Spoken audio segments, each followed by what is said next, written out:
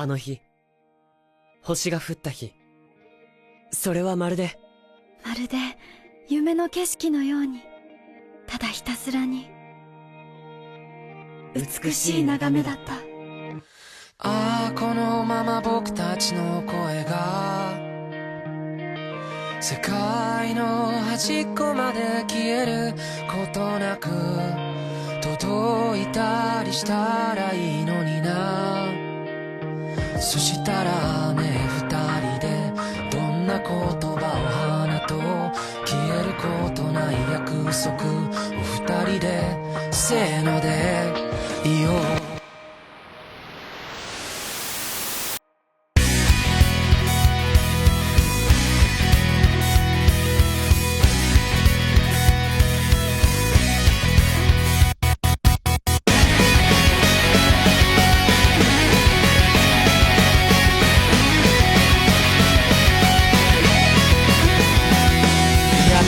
目を覚ましたかい、それなのになぜ目も合わせやしないんだい。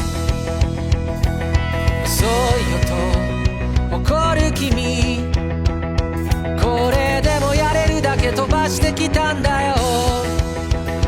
心が体を追い越してきたんだよ。君の髪や瞳だけで胸が痛いよ。吸い込んで離したくないよ。遥か昔から知るその声に生まれて初めて何を言えばいい。君の全然前世から僕は君を探し始めたよ。その不吉祥な笑い方をめがけてやってきたんだよ。君が全部なくなってチリチリになったってもう迷わない、また一から探し始めるさ。むしろゼロからまた宇宙を始めてみようか。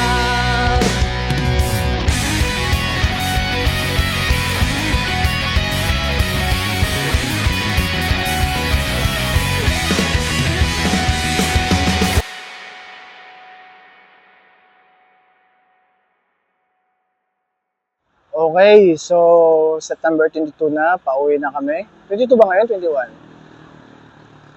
22, okay. Pauwi na kami from team building. Nag-team building kami sa Batangas.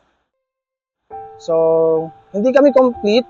May dalawang absent wala sa amin kasi may priorities. Ang isa naman is may sakit. But then again, regardless, masaya naman ang naging resulta ng team building namin. I really appreciate this team. The reason why we really need to push for this team building is parang naging sobrang swamp kami sa lahat ng bagay. Swamp sa cases, sa mga workloads, sa office. You know naman na nagsusupport kami ng 2 different teams, right? On top of us doing our cases.